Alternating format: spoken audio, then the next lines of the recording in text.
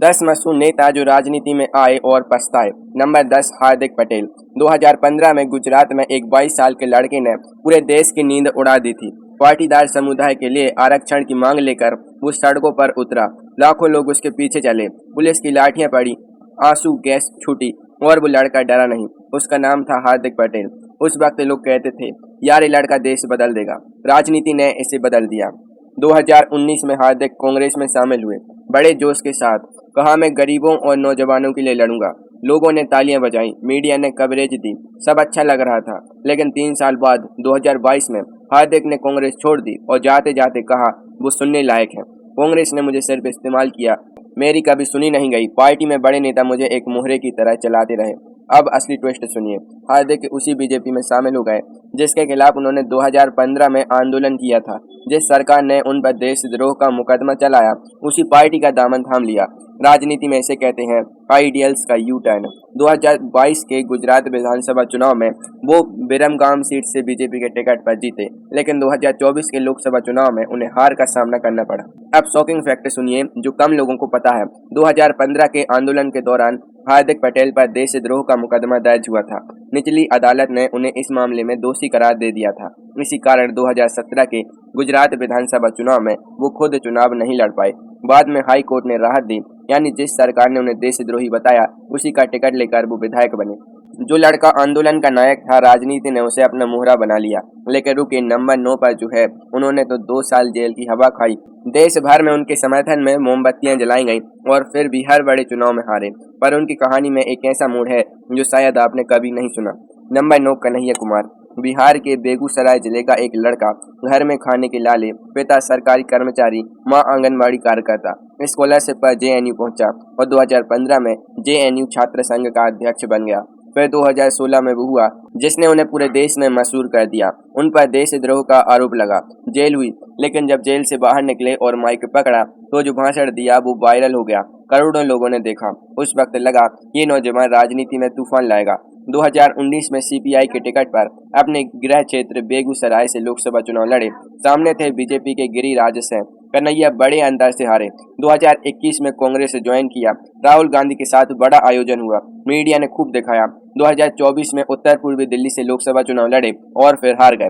2 बड़े चुनाव, 2 बड़ी हार। कन्हैया कुमार आज तक एक भी लोकसभा चुनाव नहीं जीत पाए हैं। 2016 में उन पर जो देशद्रोह का मुकदमा दर्ज हुआ था, वो मुकदमा 2024 तक चलता रहा, पूरे 8 साल। 2023 में दिल्ली की एक अदालत ने इस मामले में संज्ञान लेने से इसलिए मना कर दिया क्योंकि दिल्ली सरकार की तरफ से अभियोजन की मंजूरी नहीं आई थी।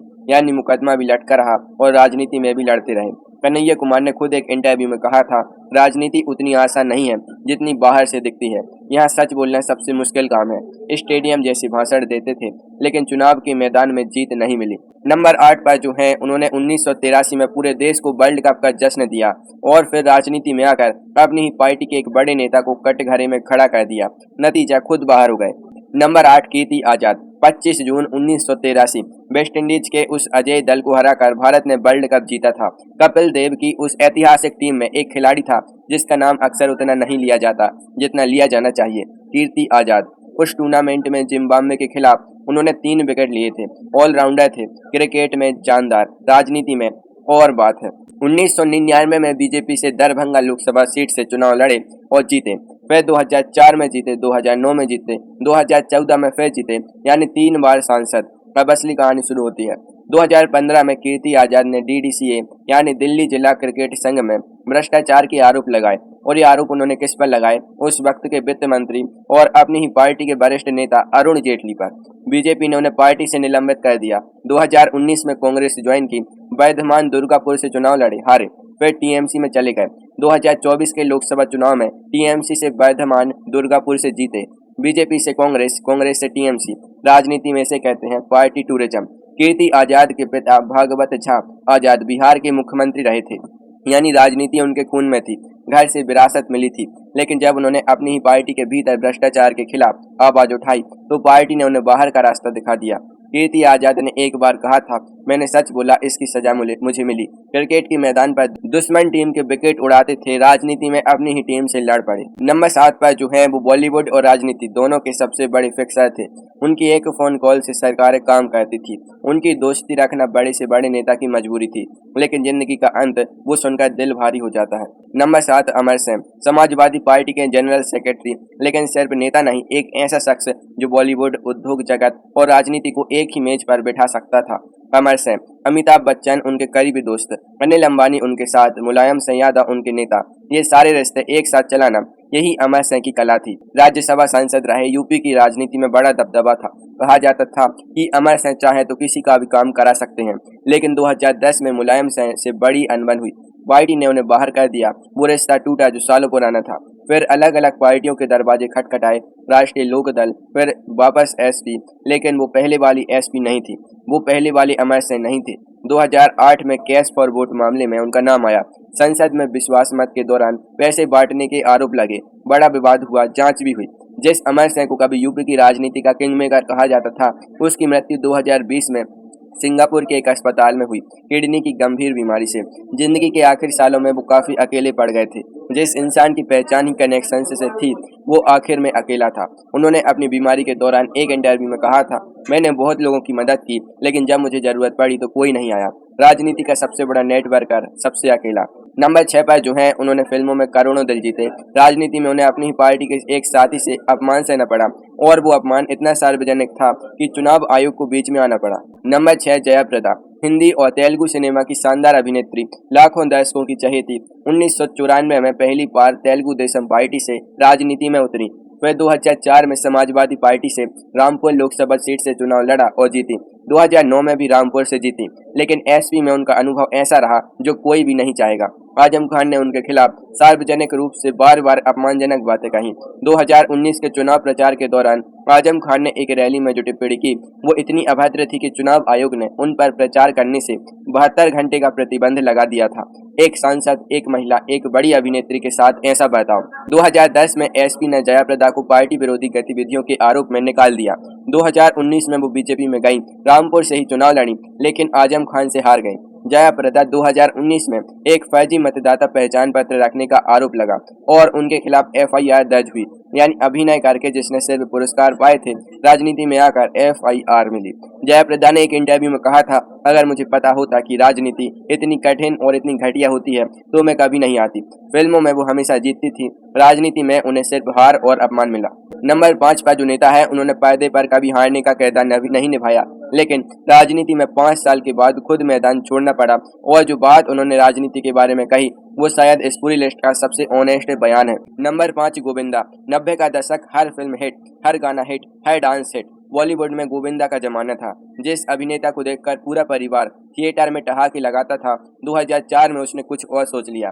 कांग्रेस के टिकट पर उत्तर मुंबई लोकसभा सीट से चुनाव लड़ा और जीत भी गए।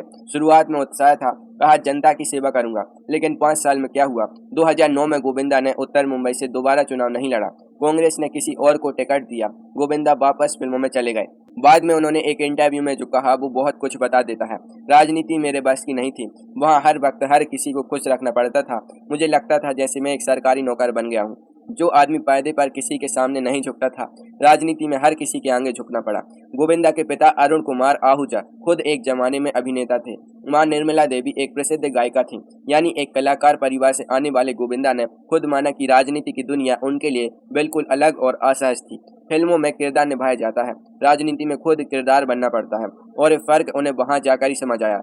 जो पर्दे पर हर किरदार निभा सकता था, राजनीति का किरदार उससे नहीं निभा। नंबर 4 पर जो है, उन्होंने क्रिकेट के मैदान में हजारों रन बनाए, कमेंटेटर के रूप में लोगों को हंसाया, फिर नेता बने, और एक रोड रेज का मुकदमा जो 1988 में हुआ था, उसने उन्हें 2022 में जेल भेजा, 34 साल बाद। नंबर 4, नवजोत सिंह सिद्धू। भारत के सबसे रंगीन राजनेता, कलरफुल भी और कंट्रोवर्शियल भी। क्रिकेट में धुआंधार बल्लेबाज, कमेंट्री में ठहाके उड़ाने वाले शायर, लेकिन राजनीति में एक लंबी उलझी कहानी। 2004 में बीजेपी से अमृतसर लोकसभा सीट से जीते, लेकिन उनका पहला कार्यकाल पूरा भी नहीं हुआ था कि मुसीबत आ गई। 1988 का एक पुराना रोड रेज मामला, एक वृद्ध व्यक्ति की उस विवाद में मौत हो गई थी। अदालत ने इस मामले में उन्हें दोषी पाया। 2005 में उन्हें लोकसभा सदस्यता से अयोग्य ठहराया गया। फिर उसी सीट से उपचुनाव हुआ, जीते। 2017 में बीजेपी छोड़ी एएपी के करीब गए, फिर कांग्रेस में आ गए, पंजाब कांग्रेस के अध्यक्ष बने। 2022 के पंजाब विधानसभा चुनाव से पहले कांग्रेस में उनका और तत्कालीन मुख्यमंत्री कैप्टन अमरिंदर सिंह का झगड़ा इतना बड़ा कि पार्टी दो फाड़ हो गई। चुनाव हुआ, कांग्रेस का बुरी तरह सफाया हो गया, आपने जीत दर्ज की और इसी साल 2022 में सुप्रीम कोर्ट ने 1988 के उसी रोड रेज मामले में नवजोत सिंह सिद्धू को 1 साल कैद की सजा सुनाई। वो 1 साल जेल में रहे। 34 साल पहले हुए एक घटना ने 2022 में उन्हें जेल भेजा। राजनीति में आए थे नाम बनाने, जिंदगी के इस मोड़ पर जेल की हवा खानी पड़ी। उन्होंने जेल से छूटने के बाद कहा, मैंने कोई गलत काम नहीं किया, लेकिन कानून ने जो फैसला दिया उसे मैं मानता हूँ। शायरी में कहते थे, सच वो नहीं जो दिखता है, सच वो है जो होता है। अपनी राजनीतिक यात्रा में उन्होंने खुद यही सच भोगा। नंबर 3 पर जो है वो बॉलीवुड के पहले सुपरस्टार थे जिन पर दीवानगी की हद पार हो जाती थी, जिनकी गाड़ी पर लड़कियां लिपस्टिक से किस करती थी। उस इंसान को राजनीति में एक बड़े नेता ने हरा दिया, लेकिन हार के बाद जो हुआ वो कहानी का सबसे अजीब मोड़ है। नंबर 3, राजेश खन्ना, बॉलीवुड का पहला सुपरस्टार। 1969 से 1971 के बीच एक के बाद एक 15 हिट फिल्में, ऐसा सिलसिला जो आज तक कोई नहीं तोड़ पाया। लोग उनकी गाड़ी रोक लेते थे, उनके घर के बाहर हजारों की भीड़ होती थी, लेकिन 1991 में राजेश खन्ना ने राजनीति में कदम रखा। नई दिल्ली लोकसभा सीट से कांग्रेस के टिकट पर चुनाव लड़े और सामने थे बीजेपी के एल.के. आडवाणी, वही आडवाणी जो उस वक्त अपनी रथ यात्रा की लहर पर सवार थे। राजेश खन्ना हार गए और यहाँ कहानी एक अजीब मोड़ लेती है। एल.के. आडवाणी नई दिल्ली के साथ साथ गांधीनगर से भी जीते थे। उन्हें एक सीट छोड़नी थी, उन्होंने नई दिल्ली सीट छोड़ी, उपचुनाव हुआ और राजेश खन्ना उसी सीट से जीत गए। 1992 से 1996 तक सांसद रहे, जिससे हारे उसी की छोड़ी हुई कुर्सी पर बैठे, लेकिन संसद में उनकी उपस्थिति बेहद कम रही। बहसों में शायद ही भाग लिया, वो एक स्टार थे, डिबेट करना उनका काम नहीं था। 1996 के बाद उन्होंने दोबारा चुनाव नहीं लड़ा।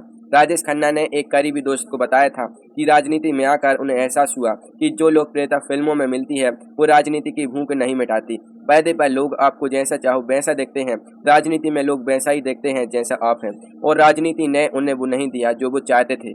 उन्होंने कहा, मेरी जिंदगी का सबसे मुश्किल दौर वो था जब मैं नेता था, जिस पर पूरा हिंदुस्तान फिदा था। राजनीति उसकी प्रतिभा नहीं पहचान पाई। नंबर 2 पर जो हैं वो बॉलीवुड के ही मैन हैं, जिन्हें आज भी लोग उतना ही प्यार करते हैं। उन्होंने संसद में ऐसा बयान दिया जो खुद उनकी बेबसी बयान करता है, और उनकी संसद में उपस्थिति का किस्सा तो और भी दिलचस्प है। नंबर 2, धर्मेंद्र, बॉलीवुड का असली शेर, जिनकी एक आवाज से पर्दे पर खलनायक कांपते थे, जिन्होंने दर्शकों को दशकों तक मनोरंजन दिया। लेकिन 2004 में बीजेपी ने उन्हें राजस्थान के बीकानेर से लोकसभा का टिकट दिया और वो जीत भी गए। अब असली किस्सा शुरू होता है।